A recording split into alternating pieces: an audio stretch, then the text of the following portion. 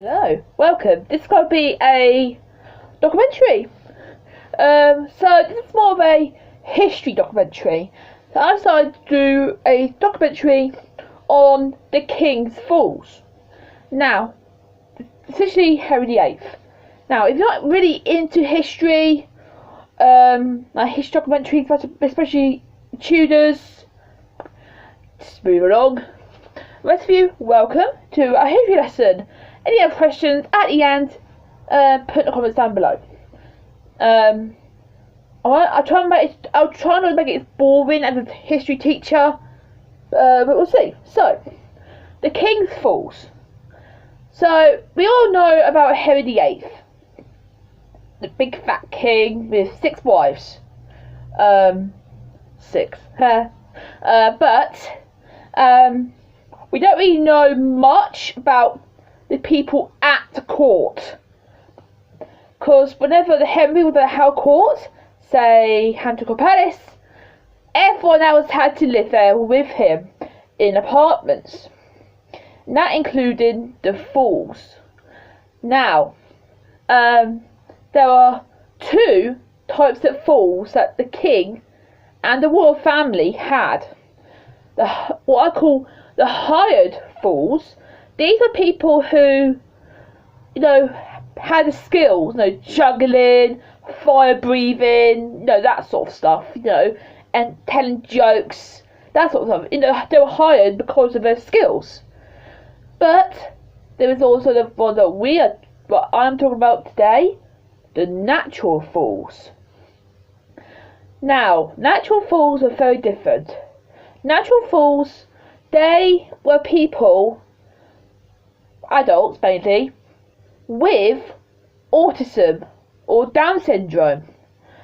They were hired by the royal family, probably by their the families probably took them there to court to give them a chance at life, because it was said in Tudor time people believed that people with autism or Down syndrome had the words of angels. So anything they said came from angels, so they're allowed to say whatever they like because it came from the heavens. When I told Mum that, she was like, yeah, right. But in that was in the Tudor court, they believed that. But in the Tudor countryside, like the poor people, they believed that people with autism and Down syndrome were born out of fairies. So kind of the same from an angel, but with fairies, because of the legends. Kind of a good thing, because they were allowed to say whatever they liked, as long as it wasn't about the king, obviously, and it was in good jest. So the king had a natural fool, and a hired fool, I would call him, and these natural fools were treated much better than, well, be honest, I'll say the people with autism are treated now. They were given 3 rooms at court, the nice apartments, saying that, the ones with their own toilet, rather than having to share with everyone else, and on the riverside, rather than the kitchen side of the palace, they were given nice clothes, they were given lots of money, they were given lots of land.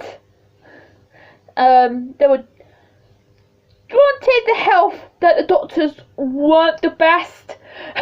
The Tudor quacks, they weren't the best, but still they were treated much more better.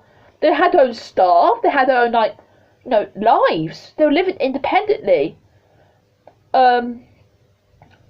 Much better than I would say much better than the NHS. They were treated like royalty. And they would travel with the king and his royal family to different palaces. They had their own apartments, and had their own beds, and had their own furniture. So the reason why I talk about natural fools is because the reason of course they were treated much better than we are, and also there's a certain picture that you may all seen in history books. You've probably all seen it. It's the picture. It's this picture. Let's zoom in. Oops, zoom. Of Henry and his royal family. The family portrait, it is known. It's not accurate because Jane Seymour died by the time it was painted. But if you can see here, the two windows, two archways at the side, you will see two people. This one is a jester with a monkey. I think what I've been heard, he was a hired fool. So he had a pet monkey and, you know, did tricks with it. But this lady here in the archway, she was Mary the First's natural fool, Jane the Fool. And it's been said, the reason why what I believe she's a natural fool is it was said that apparently she had Down syndrome, which is very good to have her in a royal portrait. But I think she might have had a little bit more than Down syndrome, because if you look here with, you know, the bonnet, the ladies are wearing their bonnets. The two have the French hood, and you got the English hood. But then you go to Jane. As you can see, she got a very different type of bonnet on. Doesn't it look familiar? I think it looks like, I try to sound this, it doesn't sound offensive. It's one of those like helmet, the special helmets that severe people with autism have when their head's like misshaped. I've seen them around. They're special helmets they wear since they're born, because it doesn't look like any of the hoods that the ladies are wearing. It looks like a helmet. So that's very interesting. I think she would have had either medium cerebral palsy or severe autism. She still could have spoke. Even if she couldn't, she could have still like danced, or I don't know, like danced or like played an instrument, you know. These hired fools were perform in the Great Hall in front of large crowds, or personally the king or queen if they're feeling down. You know, they would tell a funny joke, or do a silly dance, or sing a song, and they were allowed to say whatever they wanted and insult people, as long as it wasn't the king or if it was in good jest. It wasn't too over the line. For example, many years ago in real life here, back in, oh gosh, when was it?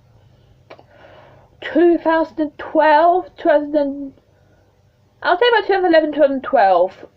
2011, 2012 or 2013, one of those years.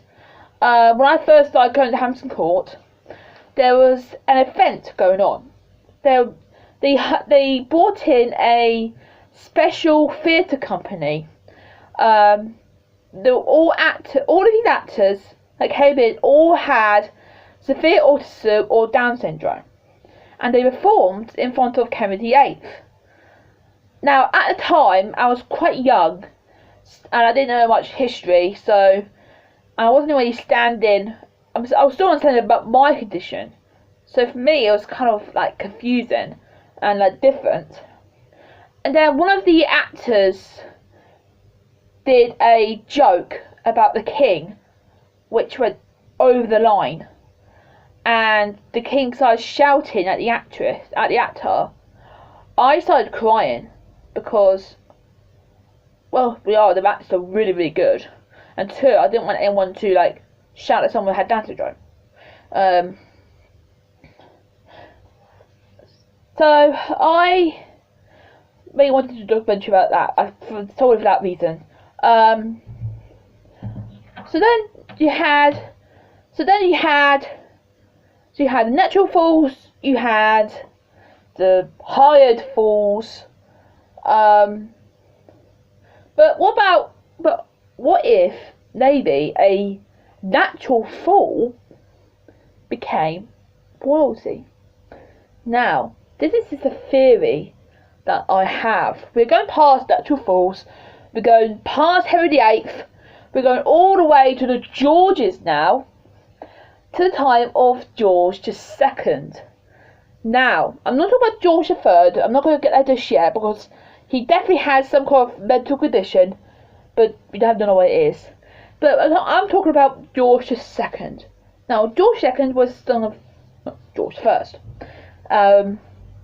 And there have been many stories about him, what he'll do when he was with friends or family, that predicts to me that he may have had Asperger's.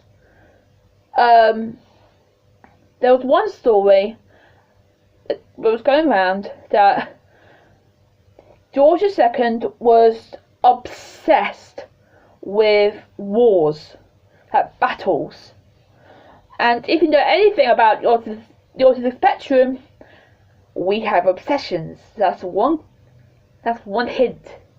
Next hint is that whenever he was with like politicians or with his family or his friends, he would talk for literally hours about wars, about the positions and the weapons and like how and who won.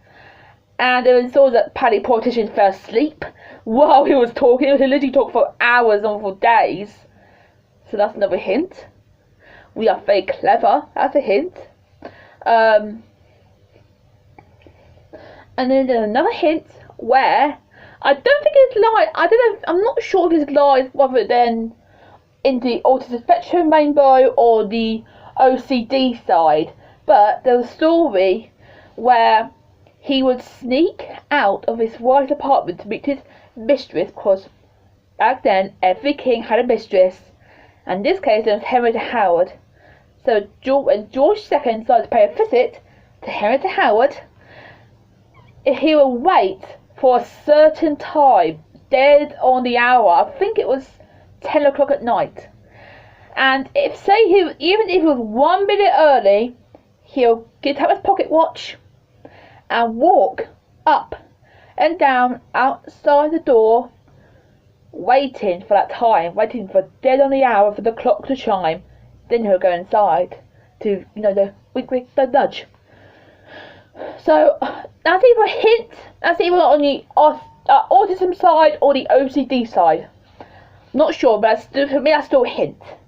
The reason why he went for Henrietta Howard, because apparently she was dull and she was partially deaf one ear. So, and the story goes that he didn't want a mistress in the first place. It was George II. He didn't want a mistress in the first place. He really loved his wife, Queen Caroline. But the ministers were saying, no, you've got to have a mistress. Every king past you has had a mistress. You have to have one. It's tradition at this point. So George II was like, oh, okay, I was picked the most boring girl. You, Henrietta Howard, you're my mistress now. And he went off to see his wife. I'm not sure if it's true, because, he went to see Henrietta Howard a visit, but the other story is that he really loved Queen Caroline. And as well as in all this spectrum, there's always one person that we always have an obsession with.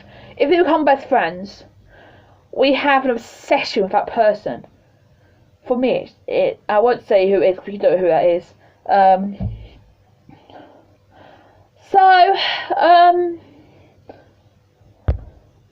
So when Charles II gave birth to the children, one of them was George III, upcoming George III, who we obviously know had a condition from history books. They doctors say nowadays say that if someone with severe autism or Asperger's gives birth, then the baby will have it in their DNA, like autism and Asperger's don't have it themselves. It's not all the time, but it is likely. That's the main reason I'm scared of having a child. Cause, well, dealing with one of me is bad enough. Imagine mini me. So we all know about George III. If you know your history, you know about George III, how mad he was. We don't really know sure why he was mad. It could be something on the spectrum, or it could be something to do with his brain. Now, we're going back to Henry. We're going back and forth in time here to explain and not talk about autism. We're going to talk about mental conditions. So we all know later in his years, Henry VIII was this big, fat, angry king who hated everybody, including his wives. But that wasn't exactly true. The younger Henry, he was handsome apparently. He was 6 foot tall, dark, handsome, and he was kind. That's the main thing, he was kind. When he was married to Catherine of Aragon, Henry VIII was kind, apparently. But then, when he married Anne Boleyn, one day Henry was doing a jousting match to show off to Anne Boleyn, and he was showed off so much because he loved Anne Boleyn. He forgot, the story goes, to keep the visor down of his knight's helmet. He was showing off like, no, I don't need this. Watch this. I don't need the visor. What happened? Well, if you know what jousting is when you get two horses with I'm just calling them sticks because I've got they're called lances. There you go. Lances just go at each other, and whoever breaks the most off the lance or hits certain part of the body is more points. Don't say anything about hitting the king's head and knocking him unconscious, because that's exactly what happened. The lance hit Henry's head, he fell off his horse, and then the horse fell on top of him. Now, you can imagine, horses back then were very muscular, because they've been trained specifically for jousting and wars. So they're very heavy, especially big male horses, stallions. They are very muscular, very thick. So it crushed Henry's leg, and the king was unconscious for about 4 hours. At one point, I actually thought he was dead, but they couldn't say it because it's treason to say that the king's dead, but he's not. Clearly, he looks like he was. But then, after he woke up,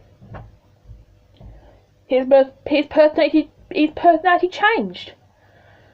It is said that the lance hit a certain part of your brain that controls how you feel. It controls your emotions. So it changed him from the happy jolly king like Charles II to the fat grumpy king that we all know. And the reason why he grew fat was because after that incident he swore never to do any sports again. It traumatized him that much. So that's why he got fat and grumpy. So maybe going back to George III, maybe either he was born with the condition, thanks to George II, or something happened to him as a child that switched his brain or made him flip. Think about that one. So we're going to have a little break, but I'll be back in a bit. Little interval, as you call it. And I'm back. So, you're probably wondering, when did we start having fools in the royal family? When did the royal family stop having jesters and fools? Well, that was during the time of Charles the First. Charles the First was known to have the last fool, who happened to be a dwarf, apparently a dwarf, and it all ended after the English Civil War. Oliver Cromwell got rid of all fun, basically, including jesters. And when Charles II came on the throne, he was like, I don't need fools, I can entertain myself with women. You know, so we stopped having fools from then. Even the Queen nowadays, I don't think she had any jesters of any kind. So, but natural fools,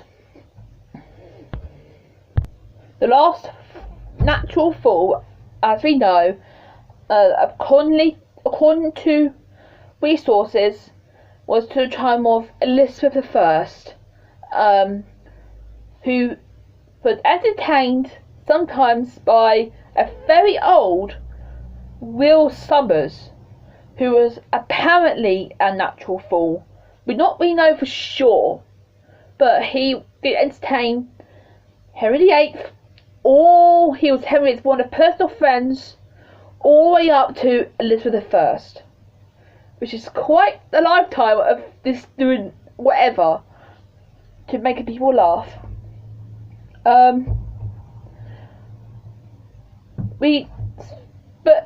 it's up to you to decide.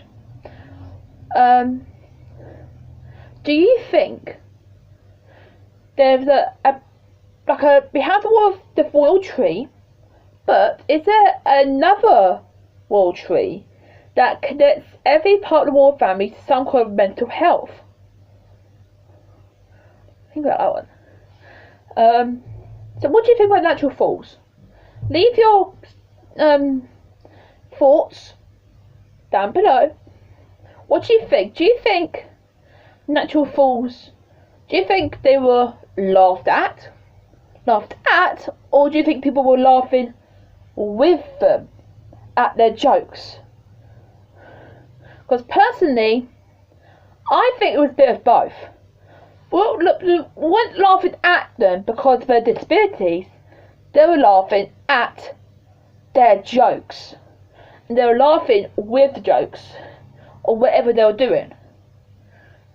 Even if it was just some kind of like silly jig, you know, they were laughing at that, and they were laughing with that. That's what I believe. And I believe that natural fools were treated much more better than we are today, people with autism are today with the NHS. You can argue that more if you want, but actually, to be honest, I think everyone will agree. But do you think, if any historians watching, do you think George II might have had some kind of spectrum? Leave thoughts down below.